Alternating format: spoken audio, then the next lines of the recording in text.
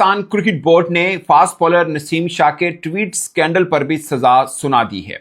नसीम शाह को show cause notice जारी किया था, जो नसीम शाह ने एक ट्वीट की थी जिसमें पंजाब की सीएम मरियम नवाज साहिबा पर उन्होंने तनकीदी एक लाइन लिखी थी कि ये कोई कोइन है जिसको इतना प्रोटोकॉल मिल रहा है।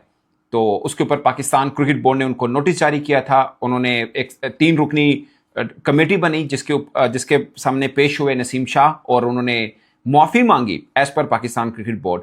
और उसके बाद पाकिस्तान क्रिकेट बोर्ड ने अपना फैसला सुनाया और फैसले में यह बताया गया कि नसीम शाह पर 2 करोड़ पाकिस्तानी रुपीस में जुर्माना आयद किया गया है। और दूसरा, उनके जो सोशल मीडिया एडवाइज़र हैं वो कहा गया कि इनको फारिग करें। गर्चे नसीम शाह ने पहले ही फारिग कर दिया और उस सोशल मीडिया एडवाइज़र साहब को ब्लैक लिस्ट भी पाकिस्तान क्रिकेट बोर्ड ने कर दी, यानी वो किसी और क्रिकेटर के साथ भी काम नहीं कर सकते, वो जो उनके सोशल मीडिया एडवाइज़र हैं।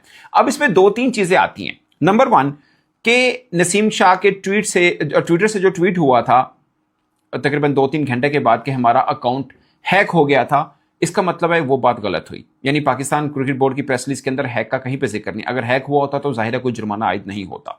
नंबर 1। नंबर 2 कि नसीम शाह के सोशल मीडिया एडवाइजर को फारिग कराया गया है, ब्लैकलिस्ट किया गया है। इसका मतलब नसीम शाह डायरेक्टली इस चीज के अंदर भी इन्वॉल्व नहीं थे। इसका मतलब वो एडवाइजर की गलती थी। अगरचे ये लिखा नहीं गया कि एडवाइजर ने लिखा, वो ट्वीट की, ना कि नसीम शाह ने की, ये चीज सामने नहीं आई है। सिंपल ये लिखा गया कि नसीम शाह कमेटी के सामने पेश हुए और उन्होंने अपनी माफी मांगी, गलती जो भी समझ लें तस्लीम करके माफी मांगी। अब गलती क्या है कि उनके अकाउंट से ही हुआ, वो हैक नहीं था, मगर ये नसीम शाह ने नहीं किया या किया, ये चीज अभी सामने नहीं आई। मगर प्रेस रिलीज से जो मैं समझ रहा हूं वो ये है कि एडवाइजर की गलती थी, मगर चूंकि अकाउंट नसीम शाह का था और वो सेंट्रल कॉन्ट्रैक्टेड करेक्टर हैं तो उनको उन कवानीन को पूरा फॉलो करना चाहिए। और जो एडवाइजर की गलती है वो नसीम शाह की ही गलती तस्लीम की जाएगी, क्योंकि जो ट्विटर अकाउंट था वो ऑफिशियली नसीम शाह का था। सो ये सारी चीज मेरी समझ में आती है। और पाकिस्तान क्रिकेट बोर्ड ने ऑफिशियली बता दिया है कि 2 करोड़ रुपए उन पर जुर्माना आयद किया, जो कि तकरीबन उनकी सेंट्रल कॉन्ट्रैक्ट की 1 माह की तनख्वाह बनती है, शायद उससे भी कम ये बनता है। सो ये उनको जुर्माना आयद हो चुका है। तो इसके ऊपर अभी एक और चीज चल रही है, वो है फखर जमान, उसकी बॉल टेम्परिंग का मामला भी चल रहा है। उसको भी हो सकता है अब आज में या कल के अंदर पाकिस्तान क्रिकेट बोर्ड उस पर भी अपना फैसला सुना दे और बज़ाहिर लग रहा है कि उन पर भी 1-2 मैच का बैन लग सकता है। इससे पहले हसन अली का था, हसन अली थोड़े एग्रेसिव हुए मैच के बीच में, उस वक्त उनको मैच फीस का जुर्माना आयद हुआ था। इस बीच के अंदर शहीन शाह अफरीदी और सिकंदर रजा, उन दोनों का कहा गया कि उन्होंने प्रोटोकॉल की खिलाफ वर्जी की है, उनके ऊपर भी मामला चल रहा है। हो सकता है क्रिकेट बोर्ड उस पर भी कोई बात कर ले, आई डोंट नो उसके ऊपर आती या नहीं आती, बट वो भी एक स्कैंडल आया। सो पाकिस्तान सुपर लीग को एक्चुअली में 3 दिन हुए हैं, तो 4-5 स्कैंडल इस बीच में आ गया। शुरू हुआ जिस दिन इनॉग्रेशन थी, उस दिन भी स्कैंडल बन गया, ये नसीम शाह के ट्वीट का बन गया। उसके बाद ये सिक्योरिटी प्रोटोकॉल आ गया, हसन अली का आ गया। हसन अली का स्कैंडल नहीं कह सकते, इट्स रूटीन इन क्रिकेट के, आप अग्रेसिव होते हैं और आप फाइन हो जाता है, it's not that scandal. But security का मामला आ चुका हुआ, उसके बाद बॉल टेम्परिंग को, सब 3 दिन हुए हैं, 3 चीज़ें इस तरह की सामने आ गई हैं और जो मुझे लगता है कि पाकिस्तान क्रिकेट के लिए बेहतर नहीं है। अब अगर हम फखर जमान की बात करें, मैंने पहले भी इसके ऊपर एक वीडियो की थी, खैर पहले नसीम शाह का क्लोज कर दें। मुझे लगता है ज़्यादा तौर पर दोस्तों के अगर ये खाली एडवाइज़र की गलती थी और नसीम शाह इसके अंदर इन्वॉल्व नहीं है, जाहिर है पाकिस्तान क्रिकेट बोर्ड की 3 रुकनी कमेटी बैठी है, उन्होंने सब चीज़ों की तहकीकात की है, नसीम शाह का मौक़िफ़ लिया, नसीम शाह ने माफ़ी मांगी है, उसके बाद ये सज़ा सुनाई है। सो मुझे ज़्यादा तौर पर लगता है कि एडवाइज़र की अगर गलती है तो फिर नसीम शाह के ऊपर, अगरचे 2 करोड़ हमें लगेगा या बहुत ज़्यादा पैसा है, बट उनकी शायद मंथली सैलरी बनती होगी, फिर भी शायद थोड़ा हार्श है। अगर नसीम शाह की गलती नहीं है, जो कि बज़ाहिर लग रहा है कि उनकी गलती नहीं है, एडवाइज़र की गलती हुई कि उनसे मिस्टेक हुआ, या तो ये होता ना कि नसीम शाह ने कहा है कि जनाब आप ये कर दो और उनके कहने पर किया गया है, फिर तो एडवाइज़र की गलती नहीं है ना, फिर तो जो नसीम शाह ने कहा एडवाइज़र ने वो कर दिया। या फिर क्या नसीम शाह ने कहा एडवाइज़र ने उसको समझाया नहीं है, इस बात को इसलिए उसको ब्लैकलिस्ट किया जा रहा है। ऑफ कोर्स ब्लैकलिस्ट का मतलब यही है कि सारी गलती एक्चुअली में एडवाइज़र की थी, जिसकी बुनियाद पर उस पर अब ये भी है कि वो किसी और क्रिकेटर के साथ भी काम नहीं कर सकते, और नसीम शाह तो दूर की बात रही है। मगर नसीम शाह को के ऊपर 2 करोड़ का जुर्माना मुझे लगता है शायद थोड़ा सा ये ज़्यादा है, थोड़ा हार्श है, और इसके ऊपर यकीनन सोशल मीडिया पर अभी भी बातचीत हो रही है और इस पर मज़ीद भी उछाला जाएगा इस मामले को, क्योंकि जिस दिन ये मामला हुआ था, अब सब जानते हैं पाकिस्तानी पॉलिटिकली थोड़ी से डिवाइडेड हैं, कोई किस पार्टी से कोई किस पार्टी से, इस मामले को लेकर बहुत उछाला गया था। मुझे लगता है कि किसी भी क्रिकेटर को इन बातों की तरफ आना ही नहीं चाहिए।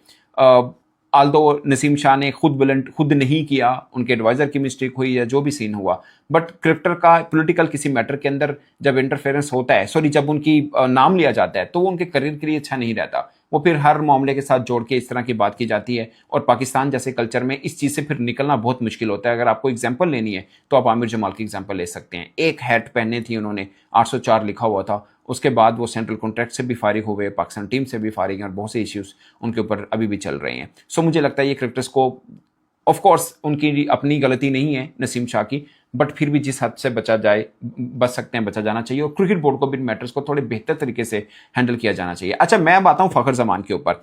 फखर जमान के इशू के ऊपर मुझे लगता है कि अब बॉल टेम्परिंग का इशू चल रहा है, और पाकिस्तान सुपर लीग से ज्यादा ये इशू डिस्कस हो रहा है वर्ल्ड मीडिया में। मतलब होना तो ये चाहिए था ना कि जैसे अब आईपीएल के मैचेस होते हैं, उनके रिजल्ट वगैरह सब शो हो रहे होते हैं, इंटरनेशनल मीडिया उनकी कवरेज कर रहा है। लाइक क्रिक इन्फो, अगरचे वो इंडिया की ही वेबसाइट है, बट अच्छी खासी आईपीएल के ऊपर वो कवरेज देती है, कोर्ट्स कवर करते हैं, प्रेस कॉन्फ्रेंस कवर करते हैं, मैच रिजल्ट कवर करते हैं। मगर पीएसएल में अगर इंटरनेशनल मीडिया इन्वॉल्व हुआ है तो इस बॉल टेम्परिंग की वजह से हुआ है। मैं राशिद लतीफ का सुन रहा था, उन्होंने कहा कि ये ब्रॉडकास्टर्स को फायदा मिल गया, या उनकी बातों से ये लगा कि शायद ब्रॉडकास्टर ने जानबूझ के वो क्लिप को दिखाया ताकि थोड़ी सी रेटिंग बढ़े, पीएसएल के मैचेस की शायद व्यूअरशिप का मसला है। आई डोंट थिंक सो कि ये कोई पॉजिटिव चीज है, इससे मामला और खराब होगा। हाँ, ये जरूर हो सकता है कि नेक्स्ट जब लाहौर कलंदर का मैच होगा तो शायद जो लास्ट मैच हुआ उससे ज्यादा लोग बैठकर देखेंगे कि क्या हो रहा है क्या नहीं हो रहा, वो सब मैटर, नो डाउट। बट ये कोई ऐसा हो नहीं सकता कि ब्रॉडकास्टर इस चीज़ का फायदा उठाने के लिए ये सब चीज़ें कर दे। और ऑफ कोर्स ये एक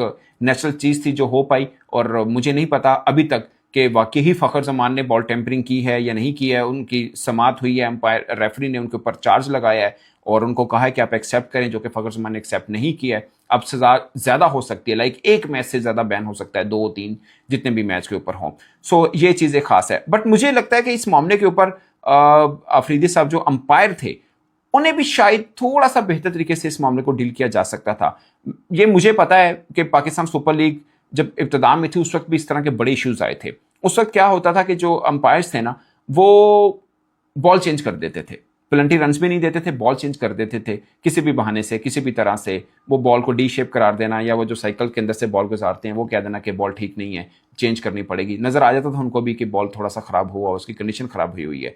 सो इस तरह से करके वो कंट्रोवर्सी से भी बच जाते थे, क्रिकेट सेंस के अंदर बॉल भी चेंज हो जाती थी, सब चीजें भी हो जाती। मैंने आपको एग्जांपल कल भी दिए, मैं आज फिर दे रहा हूं कि आईएलटी के अंदर भी फखर जमान ने ऐसे ही बॉल पकड़ा था, ना उनको पेनल्टी हुई, ना उनको रिपोर्ट किया गया, ना उनको कोई बैन किया गया, किसी किस्म का कोई मसला नहीं हुआ था, इवन कि बॉल भी चेंज नहीं हुई थी। खैर मतलब जाहिर है वो सुपर ओवर का बॉल था, तो ये मतलब उस तरह से एक फॉरेन लीग के अंदर इस इशू को डील किया गया था। मुझे लगता है कि इस इशू को भी थोड़े बेहतर तरीके के साथ अंपायर स्पेशली पाकिस्तानी थे। आपको लगेगा यार ये क्या बात हुई, बट हर जगह पे ऐसे ही इन चीजों को डील किया जाता है बहुत से इशू से बचने के लिए। अब देखिए पीएसएल ठीक ठाक बदनाम है, पाकिस्तान क्रिकेट एक दफा फिर पुराने किस्से खुल पड़े हैं, और फिर फखर जमान का नाम भी इसके बीच में आ गया, जो कि किसी तरह से पाकिस्तान क्रिकेट के लिए अच्छा नहीं है। और मैं कोई लॉजिक नहीं दे रहा, बट एक और पॉइंट है, फखर जमान के हाथ में जब वो बॉल था और जिस बात के ऊपर बॉल को चेंज किया गया, वो ओवर लास्ट था, मगर 18वां ओवर उठा के देख लें, उसमें भी बॉल ठीक ठाक किस्म का रिवर्स स्विंग हो रहा था। तो फिर वो तो इस इंसिडेंट से पहले का बॉल था, तब वो कैसे हो गया? मैं ये नहीं कह रहा कि उस वक्त भी बॉल नहीं बनाई हुई, जाहिर है इतना रिवर्स स्विंग हो रहा है तो बॉल तो बनी हुई है, इधर फेयर वे और अनफेयर वे, ये तो खैर अलग बात है। बट मुझे कोई बता रहा था कि शायद वॉर्न पहले भी किया था अंपायर ने, I am not sure, but मुझे पता लगा पाकिस्तान क्रिकेट बोर्ड जराए से कि अंपायर ने वार्निंग दी थी लाहौर कलंदर को कि बॉल के साथ छेड़छाड़ी हो रही है तो आप इसको अवॉइड करें। ये पहले शायद वार्निंग दी थी, उसी मैच की बात कर रहा हूँ जिस मैच में अब बॉल चेंज किया गया और फखर जमान के ऊपर चार्ज भी किया गया। सो मेरा ये मानना है कि अगर खाली उस वीडियो के ऊपर आप फखर जमान पे बात कर रहे हैं तो फिर 18वां 19वां या उससे पहले ओवर के अंदर जो बॉल बिहेव कर रहा था, फिर वो इल्जाम किसके ऊपर आएगा?